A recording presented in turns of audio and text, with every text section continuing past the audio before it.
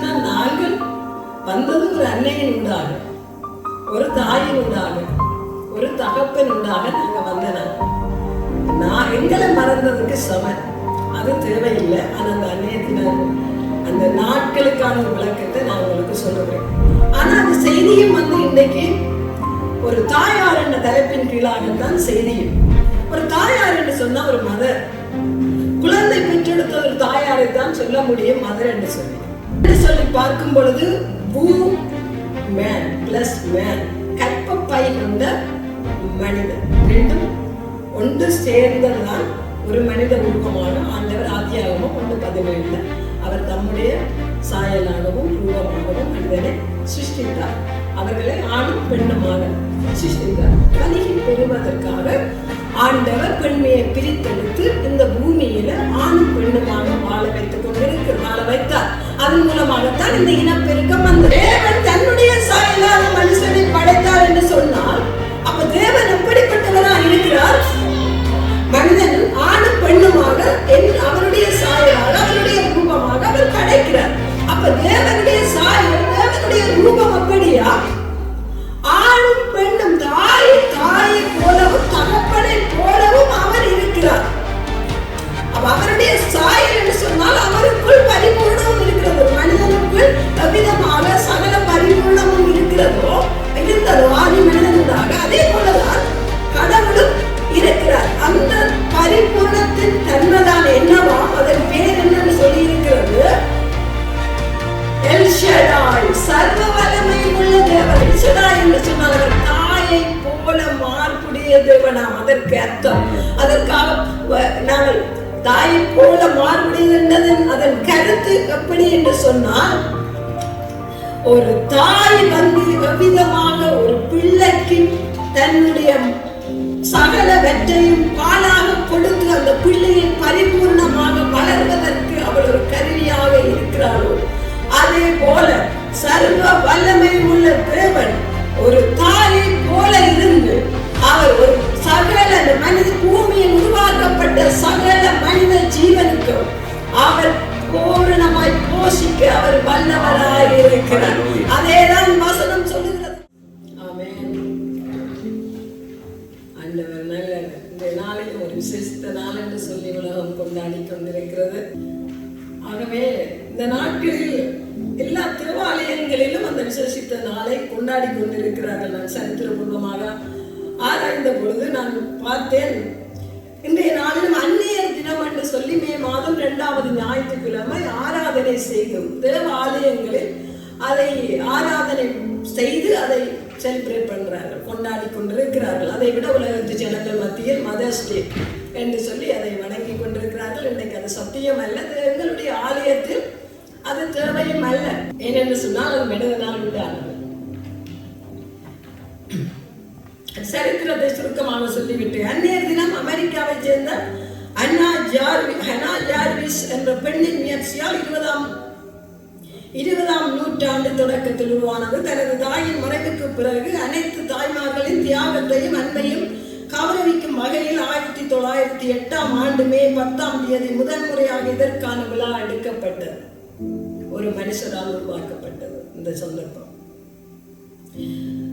தோற்றுவித்தவர் அன்னா Jarvis தனது தாயார் on ஜெர்சின் நினைவாகவும் சமூகத்துக்கு தாய்மார்கள் செய்யும் சேவையை போற்றும் வகையிலும் இதை தொடங்கினார். தாய்மார்களுடைய நற்செயல்களை சமூகத்துக்கு ஒரு ஒரு வாழ்த்து தெரிவிக்கும் வண்ணமாக முதல் கொண்டாட்டம். அதே போல 1908ஆம் ஆண்டு மேற்கு வர்ஜீனியாவில் உள்ள ஒரு தேவாலயத்தில் முதல் அதிகாரப்பூர்வ அன்னையர் தினம் சேவை நடைபெற்றதாம். அதிகாரப்பூர்வ அன்னையர் தினம் ஆராதனை நடைபெற்றதாம். இதை ஒரு அந்த காலத்தில் அரசாண்ட ஒரு ராஜ்யம் புட்ரோ வில்சன் மே மாதத்தின் 2வது ஞாயிற்றுக்கிழமை அதிகாரப்பூர்வ அன்னையர் தினமாக அறிவித்தார். அந்த காலத்தில் அந்த ராஜ்யத்தினூடாக 2வது மே மாதம். ஏனென்று சொன்னா நான் யோசிச்சு பார்த்தேன், மே மாதம் 10ஆம் தேதி மாறி வருமே என்று யோசிச்சேன். ஆனா அந்த 10ஆம் தேதி தான் அன்னையர் தினம் மட்டும் வருது. ஆனா எனக்கு தெரியல, ஆனா இதுல போட்டிருக்கு, இப்படித்தான் ஆராய்ச்சியாக முறையில போட்டிருக்கு. ஆனா இது எங்களுக்கு தேவையில்லாத ஒரு காரியம். அந்நேரை மறந்தால்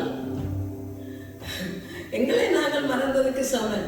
ஏனென்று சொன்னால் நாங்கள் வந்தது ஒரு அன்னையின் ஊடாக, ஒரு தாயின் ஊடாக, ஒரு தகப்பன் ஊடாக நாங்கள் வந்த நாங்கள் எங்களை மறந்ததுக்கு சமன். அது தேவையில்லை. ஆனால் அந்த அன்னையத்தின அந்த நாட்களுக்கான ஒரு விளக்கத்தை நான் உங்களுக்கு சொல்லுகிறேன். ஆனால் அந்த செய்தியும் இன்றைக்கு ஒரு தாயார் என்ற தலைப்பின் கீழாகத்தான் செய்தியும் என்ன நாங்கள் விளங்கிக் கொள்ள வேண்டும் என்பதற்காக தாயார் என்ற ஒரு செய்தி. தாய், ஒரு தாயார் என்று சொன்னா ஒரு மதர். குழந்தை பெற்றெடுத்த ஒரு தாயாரை தான் சொல்ல முடியும் மதர் என்று சொல்லி. குழந்தையை பெற்றெடுத்த பிறகுதான் அவள் தாயாகிறார். சும்மா இருக்கிற பெண்களை எல்லாம் ஒரு ஸ்ரீ என்று சொல்லுவார்கள், அல்லது ஒரு அதற்கென்று சொல்லி ஒரு பருவகால பெயர்கள் உண்டு. குழந்தை என்று சொல்லி, சிறுமி என்று சொல்லி, கன்னிகை என்று சொல்லி அவ்விதமாக வருகிறது பெயர்கள். ஆனால் தாய் என்ற ஒரு பெயர் எப்பொழுது வருது என்று சொன்னா ஒரு குழந்தையை பெற்றெடுத்தது பிறகுதான் அவள் தாயாகிறாள். அது எல்லோருக்கும் அறிந்ததுண்டு. அதை சில நேரம் வேறு யாரும் இல்லாதபடினால நம்ம அப்படிக்கா சொல்ல முடியும். ஒரு குழந்தை பெறாதவரை தாயார் என்று சொல்லி நாங்கள் அன்பின் நிமித்தமாக, ஒரு கனிவின் நிமித்தமாக சொல்லுகிறது. அதை விட ஒரு முதிர்ந்தவர்களை சொல்லுவது வளமை. ஆனால் உண்மையாகவே தாய் என்ற ஒரு ஸ்தானம் குழந்தை பேற்றின் பின்பாகத்தான் தாய் பிள்ளை என்ற ஒரு ஸ்தானம் உருவாகிறது. அதேதான் எப்படி என்று சொன்னா ஒரு தாய் ஒரு குழந்தையை பெற்றெடுப்பதற்கு ஒரு தகப்பனின் ஸ்தானம் தாய்க்கு விதமாக ஒரு ஸ்தானம் கிடைக்கிறதோ அதே சமயம் அதே சமமாகத்தான் ஒரு தகப்பனுடைய ஸ்தானமும் வேண்டும். ஒரு தகப்பன் இல்லாமல் தாயின் ஸ்தானம் வர முடியாது. ஆகவே ஒரு தகப்பனும் தாயும் சேர்ந்து ஒரு உருவாக்கத்தில் தான் ஒரு தாய் என்ற ஒரு ஸ்தானத்தின் பிரதிபலனாக பிள்ளை பேற்று நடக்கிறது. அந்த பிள்ளை பேற்றின் மூலமாகத்தான் தாயார் என்று சொல்லி வருகிறது. அதே நேரம் இந்த தாயார் என்பதை தனிமைப்படுத்தி பார்ப்பது அது நல்லதில்லை என்று சொல்லி நான் நினைக்கிறேன். அது என்னுடைய கருத்து. ஏனென்று சொன்னால் அது தகப்பனும் தாயும் கொண்ட சம்பவம். தாய் பெற்றெடுக்கிறார். அதற்கான விளக்கத்தை நான் வேதத்திலிருந்து நான் இன்னைக்கு உங்களுக்கு தரப்போகிறேன். எப்படி என்று சொல்லி பார்ப்போம். நாங்கள் முதலாவது இந்த தாயும் தகப்பனும் விதமாக ஒன்றா இருக்கிறார்கள் என்று சொல்லி நாங்கள் பார்ப்போம். பாருங்க, இந்த உலக ரீதியாக ஃபீமேல் என்று சொல்லுவார்கள். அதற்குள்ளாகத்தான் மேல் இருக்கிறது. ஃபீமேலுக்குள்ளாகத்தான் மேல் இருக்கிறது. ஷி என்று சொன்னா ஹீ இருக்குது. எல்லாருக்குமே தெரியும். இப்போத பிள்ளைகள் எல்லாருக்குமே தெரியும். ஷி என்று சொன்னா அதுக்குள்ள ஹீ அடங்கி இருக்கிறது. ரெண்டும் ஒன்றாகத்தான் இருக்கிறது. உமனுக்குள்ளதான் மேன் இருக்கிறது. ஆனா உமன் என்று சொல்லி பார்க்கும் பொழுது பூம் மேன் பிளஸ் மேன், கற்பப்பை கொண்ட மனிதன். கற்பப்பை கொண்ட மனிதன் பூம், யூத்ரஸ் பூம். அதான் கற்பப்பை உள்ள மனுஷன். ரெண்டும் ஒன்று சேர்ந்ததுதான் ஒரு மனித உருவமாக ஆண்டவர் ஆதியாகமம் 1:17 அவர் தம்முடைய சாயலாகவும் ரூபமாகவும் மனிதனை சிருஷ்டித்தார். அவர்களை ஆணும் பெண்ணுமாக சிருஷ்டித்தார். வாசிப்போமா? ஆதியாகமம் 1:17. தேவன் தம்முடைய சாயலாக மனுஷரை சிருஷ்டித்தார். அவனை தேவ சாயலாக சிருஷ்டித்தார். ஆணும் பெண்ணுமாக அவர்களை சிருஷ்டித்தார். ஆமென். தேவன் ஆணும் பெண்ணுமாகவே மனிதனை சிருஷ்டிக்கிறார். அப்ப அந்த சிருஷ்டிப்புக்குள்ளாகவே ஆணாகவும் பெண்ணாகவும் ஆண்டவர் சிருஷ்டித்து விட்டார். மனிதனுக்குள் ஆணுக்குரிய தன்மையும் பெண்மைக்குரிய தன்மையையும் ஒரே மனிதனுக்குள் அவர் சிருஷ்டிக்கிறார். சிருஷ்டித்த பின்பாகத்தான் அந்த ஆணுக்குள் இருந்தாலும் பெண்ணை பிரித்தெடுத்து அந்த பெண்ணை கொண்டுதான் இந்த பூமியில் இவ்வளவாக ஜனங்கள் பெருகி இருக்கிறார்கள். அதை வாசிப்போம் ஐயா. 4ஆம் அதிகாரத்தில் இருக்க 3ஆம் அதிகாரம்.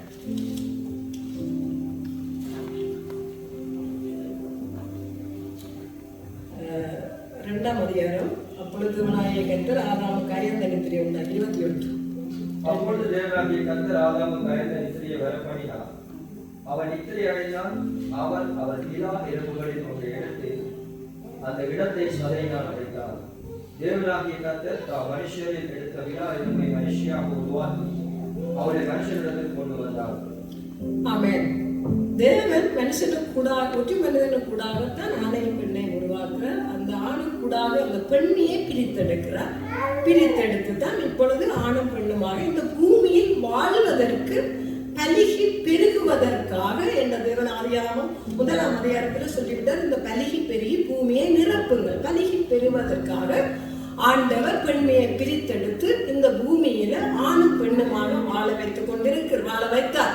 அதன் மூலமாகத்தான் இந்த இனப்பெருக்கம் வந்தது. இது எல்லாம் எல்லாருக்குமே தெரிந்த ஒரு விஷயம்தான். அதே நேரம் ஆணும் பெண்ணுமாகத்தான் இந்த பூமியில ஒரு இனப்பெருக்கத்தை உண்டு பண்ண முடியுமே வழிய இந்த காலத்து நாகரிகத்தை கொண்ட நாகரிகம் என்று சொல்லி மனிதனுடைய தங்களுடைய இலகுவான சுபாவ முறைப்படி வாழுகிறதான இந்த காலங்களில் நடக்கிற அந்த அருவருப்பான காரியங்கள் மூலமாக இந்த தேசமோ இந்த உலகமோ ஒரு இனப்பெருக்கத்தை உண்டு பண்ண முடியாது.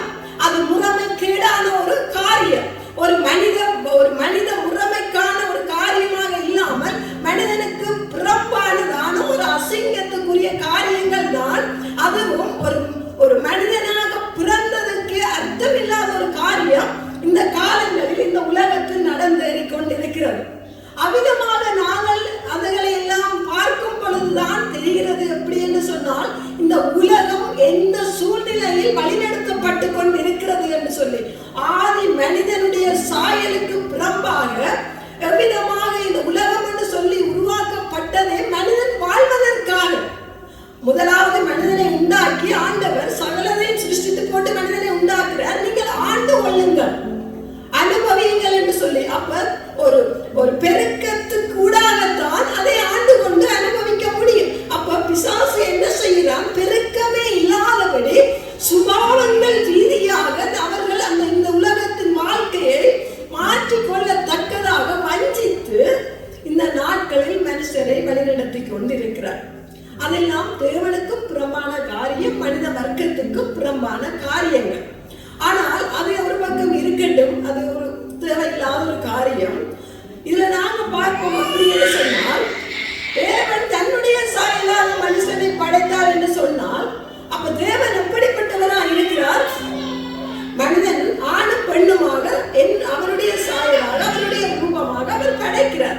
அப்ப தேவனுடைய சாயல் தேவனுடைய ரூபம் அப்படியா? ஆணும் பெண்ணும் தாயை போலவும் தகப்பனை போலவும் அவர் இருக்கிறார். அப்ப அவருடைய சாயல் என்று சொன்னால் அவருக்குள் பரிபூர்ணமும் இருக்கிறது. ஒரு மனிதனுக்குள் விதமாக சகல பரிபூர்ணமும் இருந்ததோ ஆதி மனிதனுடாக அதே போலதான் கடவுளும் இருக்கிறார். அந்த பரிபூர்ணத்தின் தன்மைதான் என்னவாம், அதன் பேர் என்னன்னு சொல்லி இருக்கிறது? எல் ஷடாய், சர்வ வல்லமை உள்ள தேவன். ஆதியாகமம் 17 வாசிப்போம்.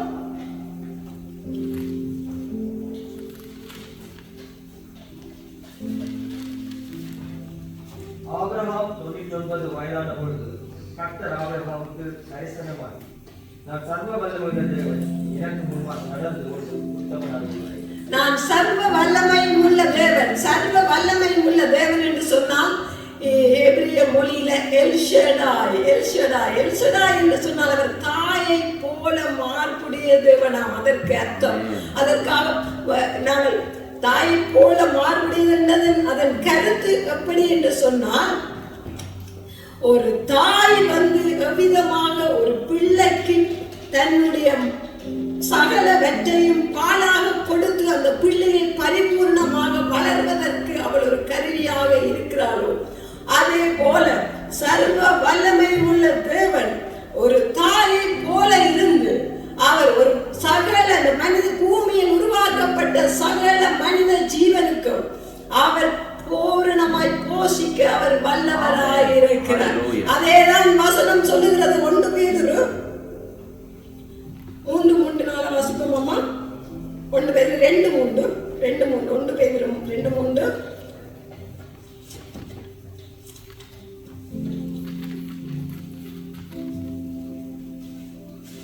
நீங்கள் வளரும்படி புதிதாய் பிறந்த குழந்தைகளைப் போல திருவசனமாகிய களங்கமில்லாத ஞான வாஞ்சியாயிருங்கள். அப்ப இப்ப இதுல என்னவா என்ன சொல்லப்பட்டிருக்கிறதா? திருவசனம் ஆகிய ஞான பாலின் மேல் வாஞ்சியாயிருங்கள். அதேதான் சொல்லப்பட்டிருக்கிறது. நீங்கள் வளரும்படி புதிதாய் பிறந்த குழந்தைகளை போல. அப்ப ஒரு குழந்தை புதிதாய் பிறந்து பிறந்த குழந்தை என்ன செய்ய வேணும்? வளர வேணும். குழந்தை என்று சொன்னால் வளர்ந்து வளர்ந்து வளர்ந்துதான் அந்த பருவநிலைகள் முற்றிலும் முடிவடைகிறது. அப்போ குழந்தை வளர வேண்டும் என்று சொன்னால், அதுவும் புதிதாய் பிறந்த குழந்தை என்று சொன்னால் அதற்கு தேவை என்ன? தாய்ப்பால். அந்த தாய்ப்பால் மட்டும் இருந்தாலே அந்த குழந்தை வளர முடியும். அதற்கு பிறகுதான் அதற்கான சரீர வளர்ச்சிக்கு ஏற்ற போஷணங்கள் கொடுக்கப்படுகிறது. ஆனால் குழந்தை வளர்வதற்கு பரிபூர்ணமான சகல போஷாக்கும் ஒரு தாயின் பாலிலிருந்து கிடைக்கிறது. களங்கம் இல்லாத ஞானப்பாலாகிய திருவசனத்தின் மேல் வாஞ்சியுள்ளவர்களாயிருங்கள். அப்போ ஒரு குழந்தை விதமாக வளருகிறதோ அதே போல நாங்கள் குழந்தை பருவத்தில் இருந்தால் அது குழந்தை வளர்றதுக்கு பரிபூர்ணமாக இருக்கும். ஆனா இப்பொழுதோ நாங்கள் தேவனுக்கு கூடாக, நாங்கள் கிறிஸ்துவ கூடாக நாங்கள் பிறந்திருக்கிறோம். அவரை கூடாக இந்த பூமியில் வாழ்ந்து கொண்டிருக்கிறோம். அறியாதவர்களோ அறிந்தவர்களோ இதுதான் சத்தியம். அப்போ நாங்கள் ரட்சிக்கப்பட வேண்டும். பட்டது பிறகு அவருடைய ஞான பாலாகிய திருவசனத்தின் மேல் நாங்கள் வாஞ்சையுள்ளவர்களாய் இருந்து அதன் மூலமாக நாங்கள் போஷிக்கப்பட்டால் தான் நாங்கள் என்ன செய்ய முடியும்? வளர முடியும், பூரணம் அடைய முடியும். இது ஒன்று காணும். இதற்கூடாக சகலதும் எங்களுடைய ஆவிக்குரிய மனிதன் வளர்ச்சி அடைவதற்கு, அவன் பூரணம் அடைவதற்கு, ஒரு குழந்தைக்கு போதிய அளவு பூரணமான சத்து அவளை போஷாக்கு ஒரு தாய்ப்பாலில் இருந்து கிடைக்கிறதோ அதே போல அவருடைய திருவசனத்திலிருந்து சகலதும் ஒரு மனிதன் பூரணமாய் வளர்வதற்கு இதில் கொடுக்கப்பட்டிருக்கிறது. இந்த 66 புத்தகமாகிய இந்த வேதாகமத்தில் அதேதான் பவுல் சொல்லுகிறார், நீங்கள் குழந்தைகளை போல இந்த திருவசனத்தின் மேல் களங்கம் இல்லை. இந்த திருவசனத்தில் களங்கம் இல்லை. இது கெட்டு போக பண்ணாது, ஒரு கெட்ட வழிக்கு நடத்தாது. இந்த வார்த்தையை தான் நாங்கள் இதைத்தான் சொல்லுகிறோம். கடந்த நாட்களில் ஒரு சகோதரன் என்னிடத்தில் சரியா வாதாடினார். கிட்டத்தட்ட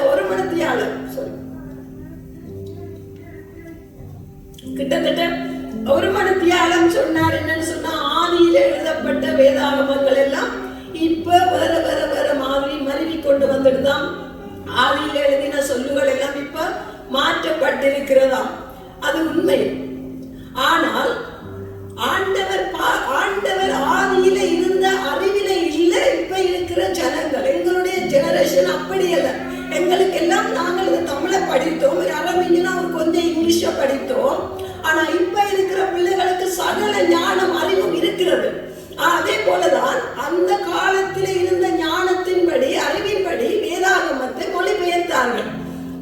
அதே போல கால அடிப்படையில பிள்ளைகள் வளர வளர, மனிதனுடைய ஞானம் வளர வளர, பாசைகளை கற்றுக்கொள்ளுகிற அந்த ஞானத்தினால வேதத்தை ஆதி மொழியில் இருந்து ஹீப்ருவில மொழிபெயர்த்து கொண்டு வரும் பொழுது, கிரேக்கு பாசையில மொழிபெயர்த்து கொண்டு வரும் பொழுது அதற்கான ஆதி மூல சத்தியங்களை, வார்த்தைகளை எடுத்து எடுத்து எடுத்து அவர்கள் இதை புதிதாக மொழிபெயர்க்கும் பொழுது புதிதாக மொழிபெயர்க்கிறார்கள். ஆனால் கருத்து ஒன்றுதான், கருத்து மாறவில்லை. அதே நேரம் சத்தியம்தான். இப்ப நாங்கள் இருக்கிறோம். ஆனா இனி வருகிற சந்ததி என்ன செய்யும்? சகலவித பாசையிலும் அவர்கள் அதை படிப்பார்கள். அதற்கான ஆதி மொழியில இருந்து, மூல பாசையில இருந்து அவர்கள் அதை கற்றுக் கொடுப்பார்கள். அப்பொழுது என்னவாக இருக்கும்? எழுதினவர்கள் எல்லாம் மாற்றப்பட்டு கொண்டுதான் இருக்கும். ஆனால் அதுதான் உண்மை. ஆனால் அந்த சகோதரன் சொன்னார், இல்லையா இப்ப மனுஷனாலதானா மாற்றப்படுதாம். அப்படி அல்ல. கிறிஸ்துவானவர் காலம் நிறைவேறின பொழுது கன்னிகையின் இடத்தில் வந்து பிறந்தார். கிறிஸ்துவ முதலாவது ஒரு மனிதன் படைத்த பொழுது கிறிஸ்துவ ஆண்டவர் அனுப்பி அந்த மனிதனை மீட்டிருக்கலாமே. இல்லை, ஆண்டவருடைய நியமம் ஒன்று இருக்கிறது. கலிகி பெருக வேண்டும். அவருடைய இருதயத்தில் உண்டான நியமம் அது பெருகி அதனுடைய பூரணம் வரும் பொழுது அந்த மனிதனை மீட்கும்படியாக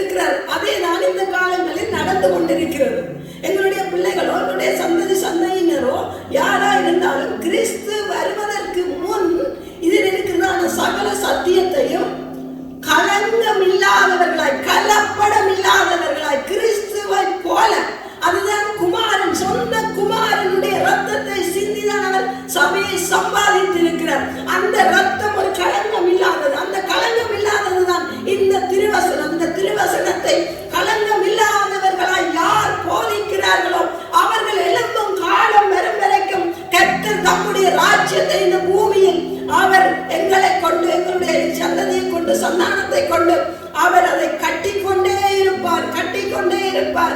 அவருடைய வருகை, அவருடைய முடிவை யாருக்கும் தெரியாது. ஏனென்று சொன்னால் இதில் நிறைவேற வேண்டிய காலங்கள் உண்டு.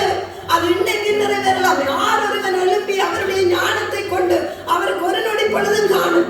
கிறிஸ்துவை அனுப்பினவர் அதே போல ஒருவனை எழுப்பி இதற்குரிய சகல ஆதாரங்களோடு வெளிப்படுத்தி அவருடைய காலங்களை நிறைவேற்ற போதுமானதா இருக்கிறது.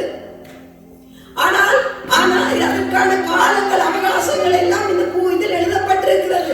கிறிஸ்து வாரதுக்கு எவ்வளவு காலங்கள் அவகாசம் உண்டானதோ அதே போல அதற்கிடையில் தான் நாங்கள் இப்பொழுது சொல்லுகிறோம். இந்த சத்தியமாய திருவசனமாய களங்கம் இல்லாத இந்த ஞான பாலினால் நீங்கள் சகலவற்றையும் நீங்கள் திருப்தி அடைய முடியும், சகலவற்றையும் நீங்கள் பலனடைய முடியும். இதை அறிந்து கொள்ளுங்கள். இது ஜீவனுள்ள சத்தியம்.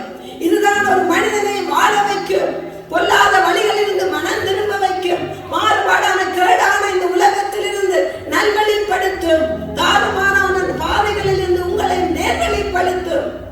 அவருடைய சத்தியமே எங்களை வாழ வைக்கிறது. சத்தியத்தை அறிவினால் நாங்கள் இன்னமும் ஒன்றாய மெய்த்தவனாய உம்மையும் நீர் அனுப்பினவராய உம்முடைய குமாரனையும் அறிவதே நித்திய ஜீவன். யோவான் 17:3 இருக்கமா வாசிங்க. யோவான் 17:3.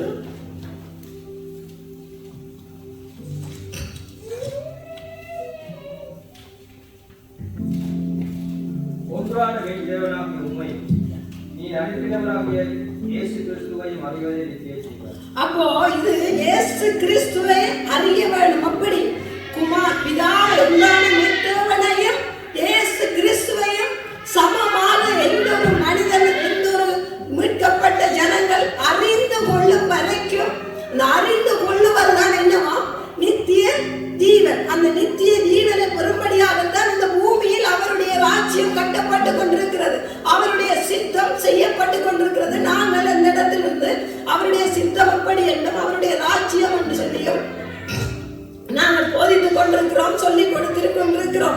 அதேதான் அப்ப குமாரனை அறிந்து கொள்ள வேண்டும் என்று சொன்னால் அதில் களங்கம் இருக்கக்கூடாது, கலகம் இருக்கக்கூடாது. அந்த களங்கம் இல்லாமல் அவருடைய சத்தியத்தை சத்தியமாக அவருடைய தேவனை தேவனாக, இயேசுவை இயேசுவாக, ஒரு பூரணமாக பரிபூர்ணமாக அவர் யார், தேவன் என்றால் யார் என்ற அறிவோடு அறிந்து கொண்டால் தான் நாங்கள் நித்திய ஜீவனை சுதந்திரிக்க முடியும். அதுதான் களங்கம் இல்லாத ஞானப்பால். பாலில் களங்கம் இருக்காது, தாய்ப்பாலில். கடந்த நாட்கள் எங்களுடைய மகளுக்கு மார்பில் ஒரு ஆபரேஷன் நடந்தது. அது ஒரு இன்ஃபெக்ஷன் ஆக்கிட்டுது. ஆனா குழந்தை பிறந்திருந்தது. நான் இதைத்தான் யோசிச்சு பார்த்தேன். ஆனா டாக்டர் சொல்லிட்டாங்க பால் கொடுக்க சொல்லி. நாங்க யோசிச்சோம், இன்ஃபெக்ஷன் ஆகிருக்கு, எங்களுக்கு பால் கொடுக்க சொல்றாங்க. அவங்க ஒவ்வொரு நாளும் வீட்டுல வந்து கிளீன் பண்றாங்க அந்த அந்த அந்த புண்ணுக்கு. ஆனா பால் கொடுக்க சொல்லி இருக்கிறாங்க. அப்பதான் இன்னைக்கு நான் யோசிச்சு பார்த்தேன், தாய்ப்பால் களங்கம் இல்லாதது, தாய்ப்பால் பரிபூர்ணம், சகல போசாக்கம் நிறைந்தது, அது களங்கம் இல்லை. மனிதன் வளர்வதற்கான சகல பரிபூர்ணமான போஷாக்கும் உண்டு. அதேதான் இந்த திருவசனமும். நாங்கள் இதை அறிந்து கொண்டு இந்த வசனத்தினூடாக எங்களை அபியாசப்படுத்தி நாங்கள் வாழ்வோமா இருந்தால், இந்த மாம்சத்துக்குரிய மனிதன் வாழ்வது இந்த பூமிக்குரிய போஷாக்கினூடாக இருக்குமானால், எங்களுடைய ஆவிக்குரிய மனிதனாகிய நாங்கள் வாழ்ந்து நித்திய ஜீவனை சுதந்திரித்துக் கொள்வது எவ்வளவு நிச்சயம். இதுதான் உண்மை.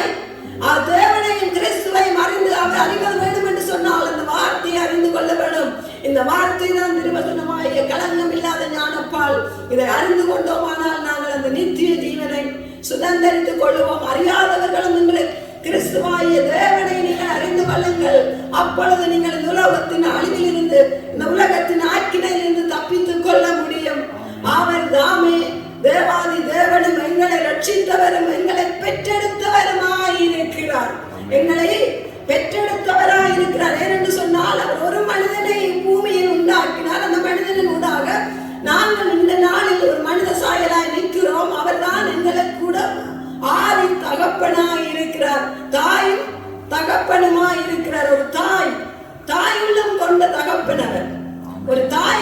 செய்வாள்? ஒரு பிள்ளை வேதனைப்பட்ட பார்த்து கொண்டிருப்பாளா?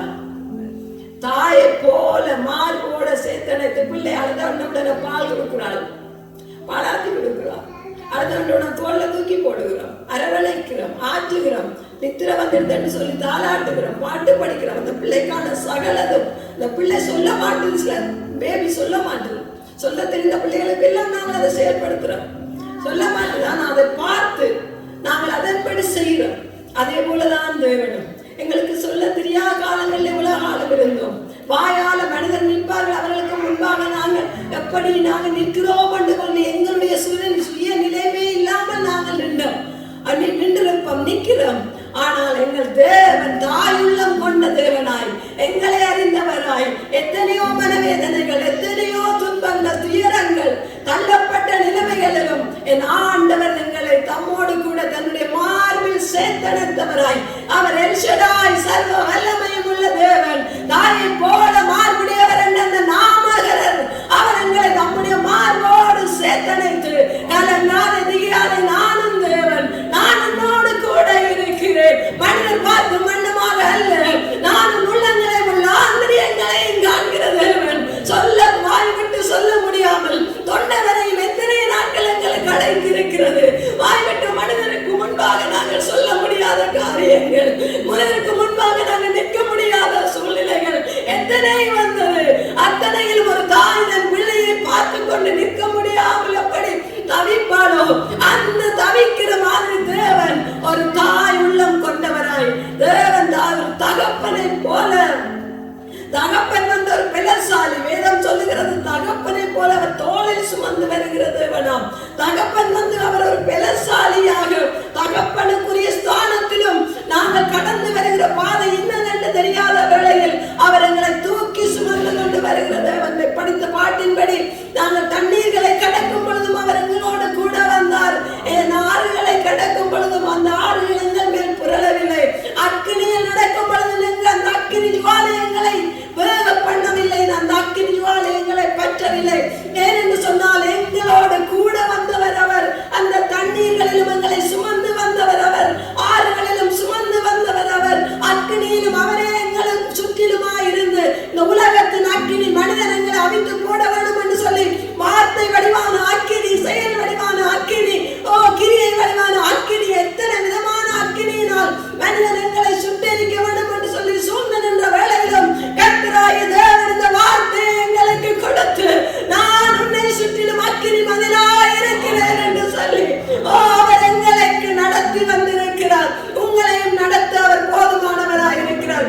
இந்த நாட்களிலும் அந்த தாயை போல, தகப்பனை போல அந்த தேவனை நாங்கள் அறிவிக்கிறோம். இந்த உலகத்தின் தாய்மார் உங்களை கைவிடலாம் என்று சொன்னால் வேதம் சொல்லுகிறது. ஏசாயா 66:13 வாசிக்குமா?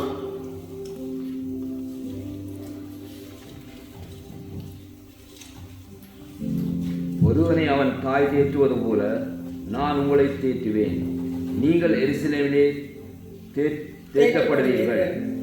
ஒருவனை தாய் தேற்றுவது போல அவர் தேற்றுகிற தேவனாய் இருக்கிறார். அதே நேரம் 49:15 வாசிப்போம். ஏசாயா 49:15.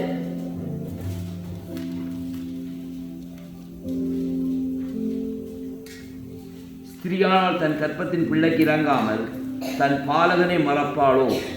அவர்கள் மறந்தாலும் நான் உன்னை மறப்பேன். ஸ்திரியானவள் தன் கற்பத்தின் பிள்ளைக்கு இறங்காமல் தன் பாலகனை மறப்பாளோ? அந்த ஸ்திரியானவள் கூடி மறந்தாலும் நான் உங்களை மறக்க மாட்டேன் என்று சொல்லுகிறார். ஏனென்று சொன்னா, ஒரு ஸ்திரியான ஒரு தாய் பக்கத்துல பிள்ளை இருந்தால் தான் சகலதும் செய்ய முடியும். அது ஒரு தூர தேசத்துல இருந்தால் விதமாக செயல்பட முடியுமா? முடியலாம். நாங்கள் பிள்ளைகளுக்கு எல்லாம் காசு அனுப்பும் பொழுது படிக்கைகளை காசை அனுப்புவோம் பிள்ளைகளுக்கு. ஆனால் அங்க இருந்து செய்யக்கூடிய காரியத்தை எங்களால் செய்ய முடியாது. நாங்க இங்கதான் இருப்போம், அந்தந்த காலங்களில் செய்ய முடியாது. ஆனா பாருங்க, சில நேரம் கூடி சில பிள்ளைகளுக்கான தேவைகளை நாங்க மறந்துடுவோம். ஆனா ஆண்டவர் எங்கேயா? அவர் இந்த பூமி முழுவதும் சுற்றியுள்ளாவுகிற தேவன். அவர் தூரத்துக்கு சமீபத்துக்கு மாத்திரமல்ல, தூரத்துக்கும் தேவனாயிருக்கிறார். அவர் அந்த நிலையில், அந்த சூழ்நிலையில் நின்று எங்கள் பிள்ளைகள் தூர தேசத்தில் இருந்தாலும் அவர்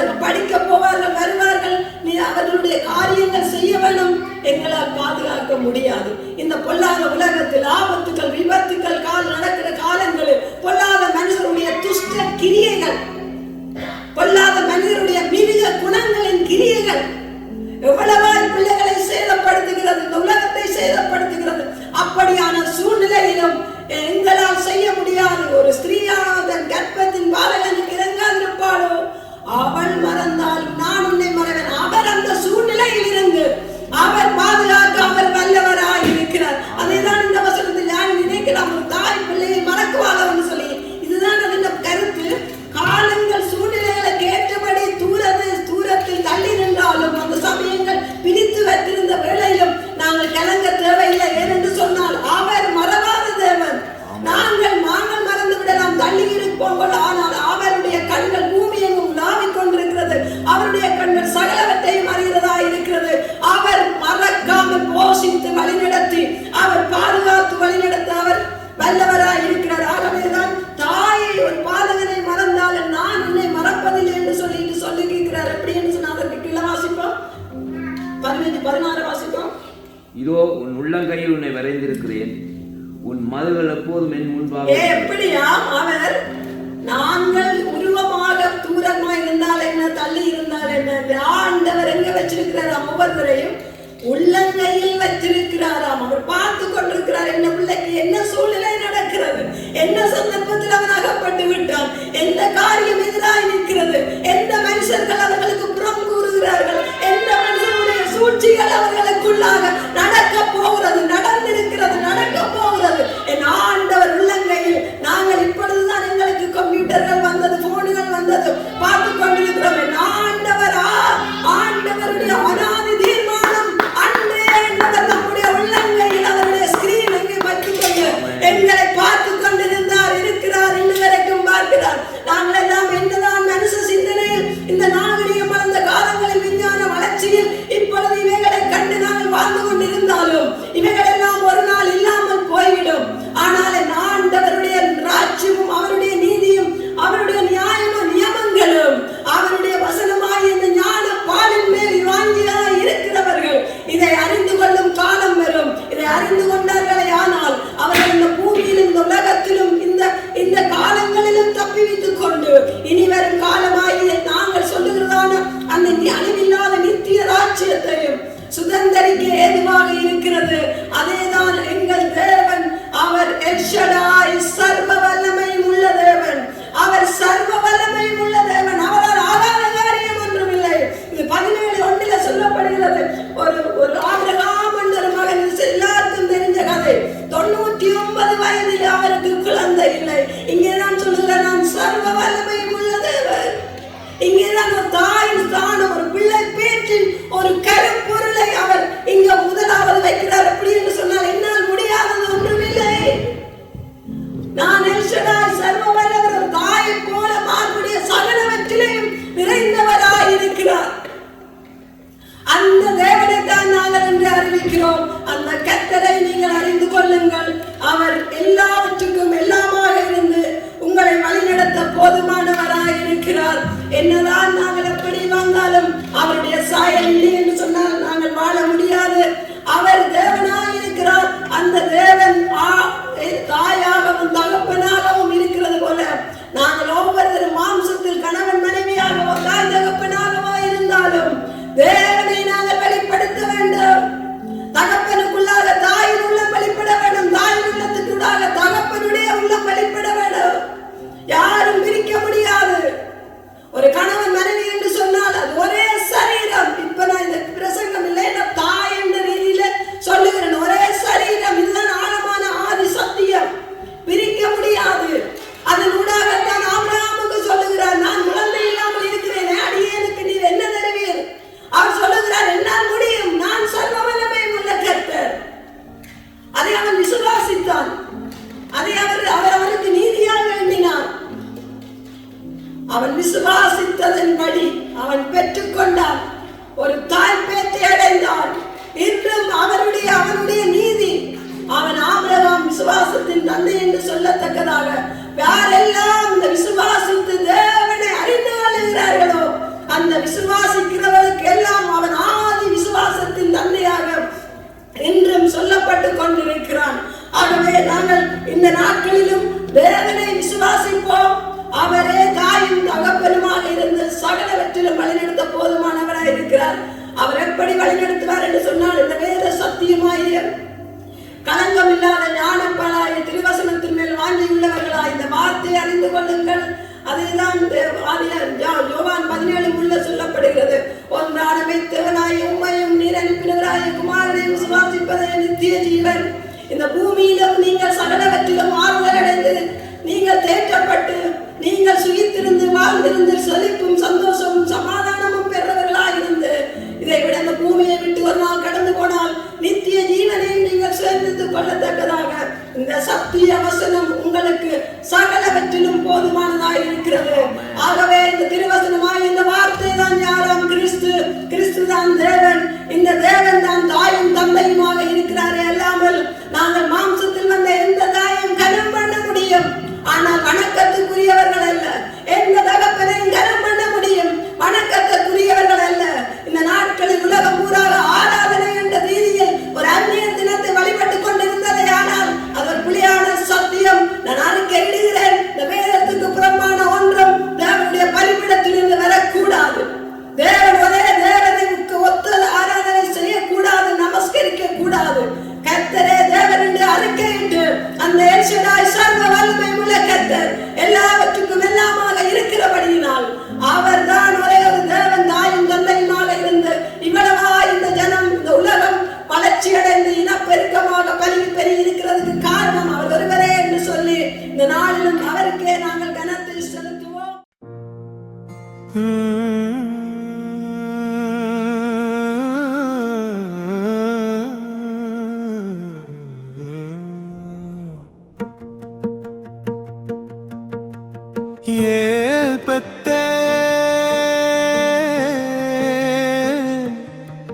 தேவனுடைய வீடு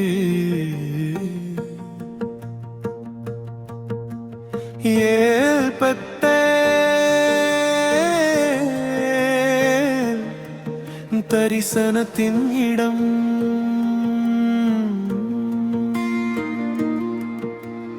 ஓடிய யாக்கோபை தேடி வந்தீ, தனிமையிலே பேசினீ, பலிபீடம் கட்டிய அந்த இடம் இன்றும் பரிசுத்தம்.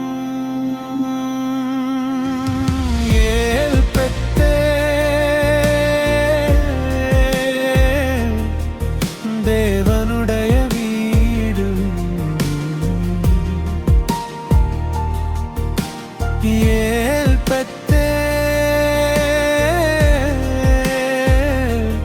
வானம் திறந்த இடம்.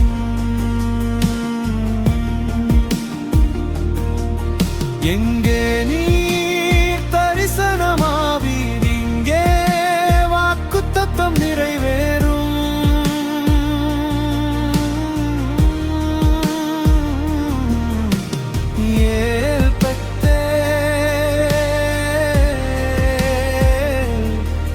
தேவனுடைய வீடு எங்கள் தலைமுறையின் அடையாளம்.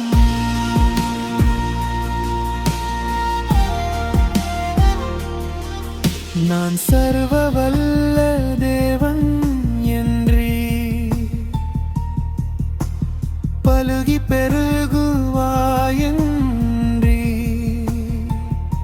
ஜாதிகள் உன்னிலிருந்து எழும் ராஜாக்கள் உன் சந்ததி.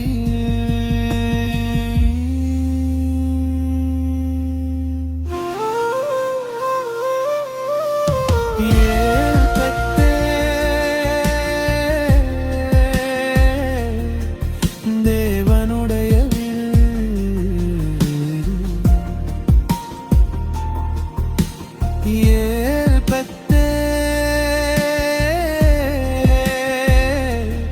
ஆசீர்வாதத்தின் இடம்.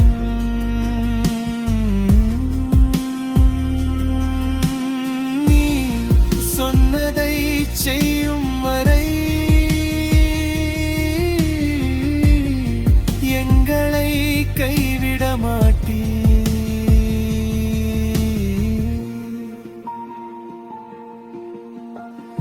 இதோ வானத்தில் சிங்காசனம் மகிமையால் நிறைந்தது, மின்னலும் இடியும் சத்தமும் பரிசுத்தர் பரிசுத்தர்.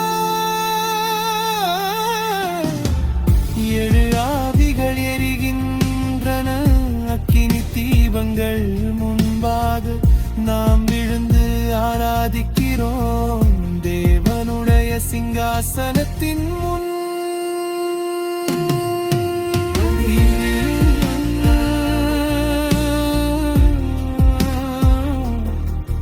தேவனுடைய வீடும் ஏல் பெற்றே வானமும் பூமியும் சந்திக்கும் இடம். மேற்கும் கிழக்கும் பரவுவோம், வடக்கும் தெற்கும் நிறைவோம்.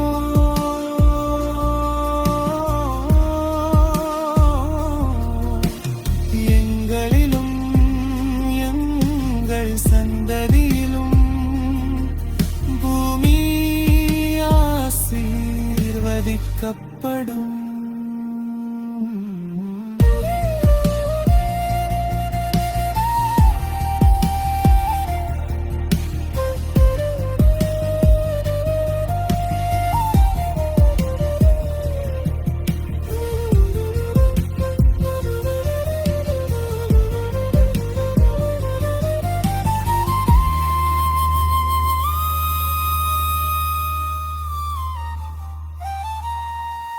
நீர் எங்களோடு இருப்பீர், போகும் இடமெல்லாம் காப்பீர்.